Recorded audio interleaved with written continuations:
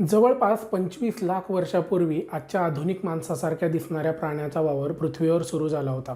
निसर्गातल्या बाकीच्या प्राणी आणि पक्ष्यांसारखं हवेत उंच उडणं, एकदम जोरात पळणं, ताकदवान शरीरयष्टी किंवा गेला बाजार एका झाडावरून दुसऱ्या झाडावर उड्या मारत स्वतःचा जीव वाचवणं या क्षमतांपैकी माणसाकडे काहीही विशेष असं नव्हतं.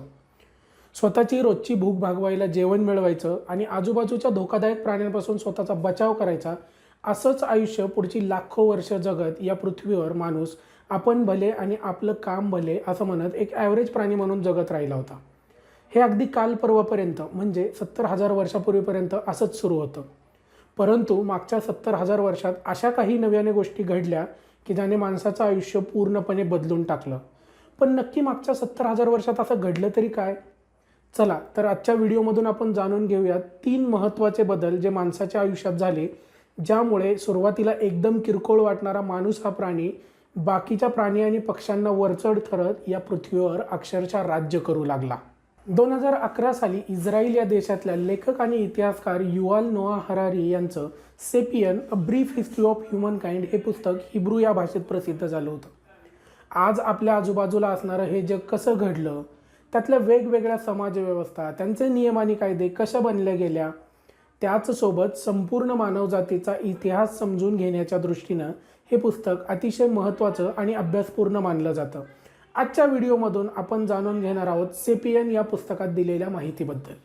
सुरुवातीला एकदम किरकोळ वाटणारा प्राणी ते पुढच्या काही हजार वर्षातच पृथ्वीवरची सगळ्यात प्रभावशाली प्रजाती बनण्याचा माणसाचा प्रवास उलगडून दाखवताना लेखक आपल्याला 3 महत्त्वाच्या गोष्टी पुस्तकातून सांगू इच्छितो.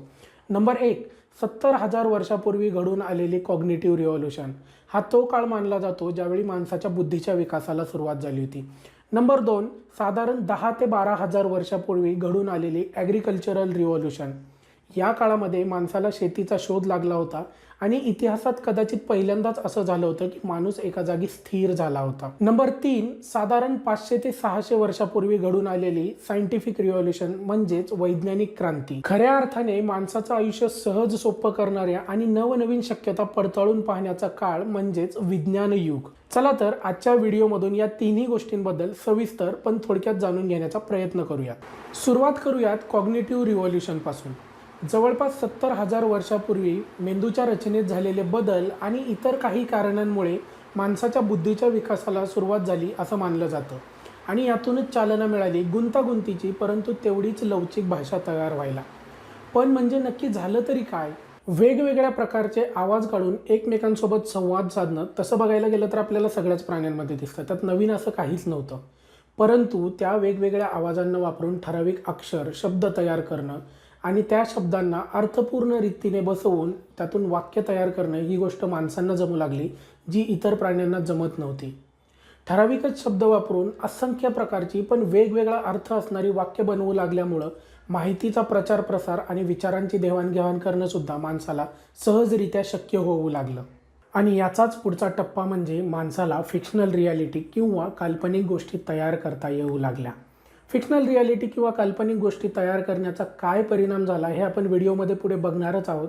पण त्याच्या आधी थोडक्यात ऑब्जेक्टिव्ह रियालिटी आणि फिक्शनल रियालिटी या 2 गोष्टींमध्ये काय फरक आहे ते जाणून घेऊयात. ऑब्जेक्टिव्ह रियालिटी म्हणजे अशा गोष्टी ज्या आपल्या भोवती प्रत्यक्षात अस्तित्वात आहेत, ज्यांना आपण बघू शकतो, ज्यांना आपण हात लावू शकतो, ज्या आपल्याला जाणवतात. उदाहरणच घ्यायचं झालं तर डोंगर, झाडं, नद्या या सगळ्या गोष्टी माणूस सोडलं तर बाकी सगळे प्राणी हे ऑब्जेक्टिव्ह रियालिटीमध्ये जगताना आपल्याला दिसतात. म्हणजेच फार फार तर ते आपल्या अवतीभोवती असणाऱ्या गोष्टींचं वर्णन करू शकतात. परंतु माणूस त्याच्याही एक पाऊल पुढे जात ऑब्जेक्टिव्ह रियालिटीला काल्पनिक गोष्टींची म्हणजेच फिक्शनल रियालिटीची जोड देऊ लागला आणि ज्यावेळी आजूबाजूची माणसं सुद्धा त्यावर विश्वास ठेवू लागतात त्यावेळी ती गोष्ट खरंच अस्तित्वात असल्याचा भास निर्माण होतो. उदाहरणच घ्यायचं झालं तर झिम्बाब्वे देश हा काही फिजिकल किंवा मूर्त स्वरूपात अस्तित्वात नाही. परंतु जेव्हा जमिनीच्या एखाद्या तुकड्याला झिम्बाब्वे असं नाव देण्याचं ठरलं आणि बाकी लोकांनी सुद्धा त्यावर विश्वास ठेवला त्यावेळी झिम्बाब्वे नावाचा देश अस्तित्वात असल्याचं मान्य केलं गेलं. बाकी प्राण्यांना शक्य नसलेल्या याच फिक्शनल रियालिटी किंवा काल्पनिक गोष्टी तयार करण्याच्या आणि त्याच्यावर विश्वास ठेवण्याच्या गुणामुळे एकमेकांना न ओळखता सुद्धा लाखो माणसं एकत्र येऊन कुठलाही गोंधळ न घालता सहजपणे कामं करू शकतात. आणि यातूनच एखाद्या समान काल्पनिक गोष्टीवर विश्वास ठेवत एकत्र येणाऱ्या लोकांच्या समूहामुळं देश, धर्म, संस्कृती, वेगवेगळ्या समाजव्यवस्था हे तयार होण्यास हातभार लागला. अशा प्रकारे भाषेचा विकास आणि एकमेकांना न ओळखता सुद्धा काल्पनिक गोष्टींवर विश्वास ठेवून एकत्र येण्याच्या गुणामुळे माणसाचं या जगात एक वेगळंच अस्तित्व तयार झालेलं आपल्याला दिसतं. बुद्धीच्या जोरावर माणसाची घोडदौड सुरूच होती, तरी पण पुढचे कित्येक वर्ष प्राण्यांची शिकार करणं आणि झाडपाला गोळा करणं असं भटकंतीचं आयुष्य तो जगत होता. अशा वातावरणात त्याला रोजचं अन्न मिळेल की नाही मिळेल याची खात्री तर नव्हतीच. त्याचसोबत स्वतःच्या संरक्षणासाठी पक्का निवारासुद्धा उपलब्ध नव्हता. आणि अशातच साधारण 12,000 वर्षापूर्वी माणसाला शेतीचं तंत्र कळायला सुरुवात झाली होती. जमिनीची मशागत करून त्यात जर आपण बिया पेरल्या आणि त्याची योग्य पद्धतीने जर देखभाल केली तर आपल्याला हक्काचं जेवण तर मिळेलच मिळेल, पण एका जागी स्थिरसुद्धा होता येईल याची जाणीव माणसाला झाली. आणि इथूनच पुढं माणसाच्या इतिहासाला एक वेगळीच कलाटणी मिळाल्याचं आपल्याला दिसतं. शेतीच्या निमित्ताने नद्या आणि पाण्याचे स्रोत जिकडं असतील तिकडं माणसाने मोठ्या प्रमाणात वस्त्या वसवायला सुरुवात केली.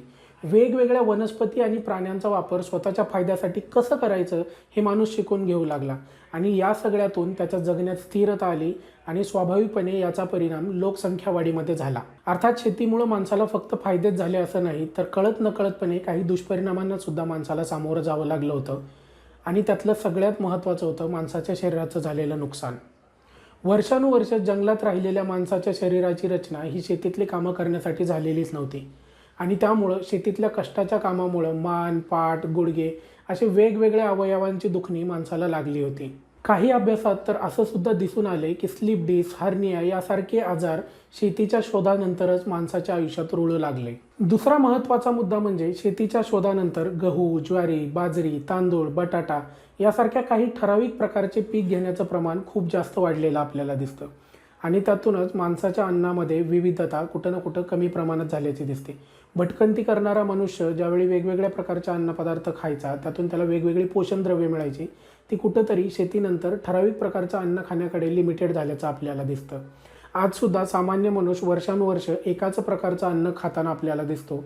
आणि त्यातून वेगवेगळ्या स्रोतातून मिळणारी जी पोषणद्रव्ये आधी मिळायची ती आता न मिळाल्यामुळं त्यातून सुद्धा आजारांना आमंत्रणच मिळाल्याचं आपल्याला दिसतं.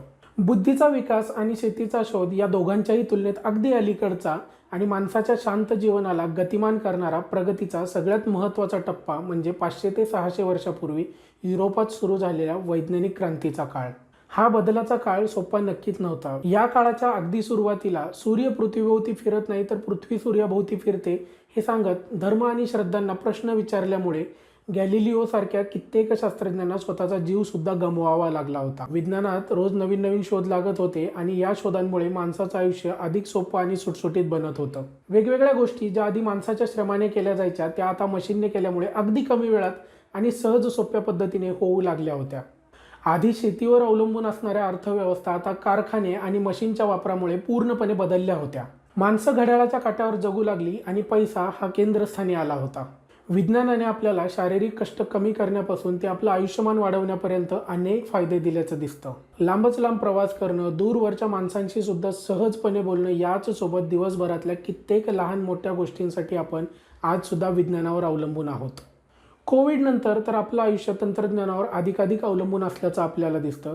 नजीकच्या भविष्यात जर मशीनने आपलं सगळंच जीवन व्यापून टाकलं तर आपल्याला आश्चर्य नको वाटायला. हॉलिवूडच्या पिक्चरमध्ये दाखवतात तसं सायबोर्ग म्हणजेच माणसाचं शरीर आणि मशीन यांचा एकत्रितपणे वावर जर सुरू झाला आपल्या आजूबाजूला तर तो सुद्धा काळ खूप लांब नसेल. विज्ञानामुळे आपलं आयुष्य अशा वेगवेगळ्या शक्यतांनी भरले हे मात्र नक्की. आजच्या व्हिडिओमध्ये सांगितलेल्या तिन्ही गोष्टींचा माणूस घडण्यामध्ये आणि आजचा समाज घडण्यामध्ये खूप महत्त्वाचा वाटा आहे. या प्रत्येक घटकावर लेखकाने पुस्तकामध्ये वेगवेगळी उदाहरणं देऊन हा किचकट विषय आपल्याला सोपा करून सांगण्याचा प्रयत्न केलेला आहे. आजचा व्हिडिओ तुम्हाला कसा वाटला ते कॉमेंटमध्ये नक्की कळवा. थँक्यू.